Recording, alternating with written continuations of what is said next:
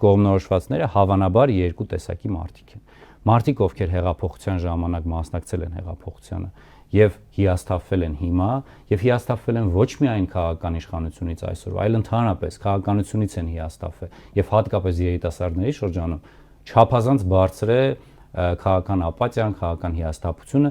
եւ նրանք էլ չեն ուզում որևէ ձևով մասնակցել, որովհետեւ իրենց մասնակցությունը իրենց կարծիքով հեղափոխությունը լավ բան էր, բայց հեղափոխության արդյունքում ինչ որ տեղի ունեցավ, օգտվեցին սրիկաները, ինչպես լինում է, այդպես է խոսքը, հա, իրենց սրտով չեղավ։ Այսինքն այս շատ մեծ էլեկտորատ է չկողմնորոշվածների եւ դեռևս չորոշածների շրջանում եւ ընդդիմությունը պետքա փորձի այս սեգմենտի հետ աշխատել, ինչպես նաեւ ընդդիմադիր տրամադրություն ունեցող մարդկանց մի մեծ սեգմենտ կա, ովքեր օրինակ դիմադրության շարժման ժամանակ են հիասթափվել, օրինակ 21 թվականի ընտրություններին են հիասթափվել, Բագրատ Սրբազանի առաջնորդած Սրբազան շարժման արդյունքում են հիասթափվել։ Ինչու են հիասթափվել, որովհետև իրանք ամբողջ ջանքով ներդրվել են,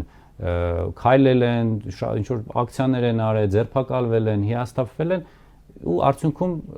իրենց ուզածը չի ստացվել եւ բնականաբար այդ հիասթափությունը մեծ է, ուստի այս երկու սեգմենտները եթե կարողանան առավելագույնս ներգրավել եւ եթե ընտրությունների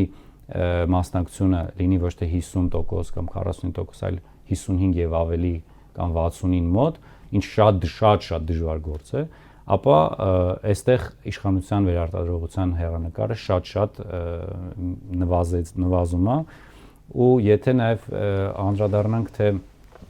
այդ էլեկտորատի որ սեգմենտն է, հիմնականում դրանք երիտասարդներն են, որովհետեւ Հայաստանում ինչքան տարիք ավելի բարձր է, այդքան էլեկտորալ ակտիվությունը, քաղաքական հետաքրքրասիրությունը ավելի բարձր։ Ինչքան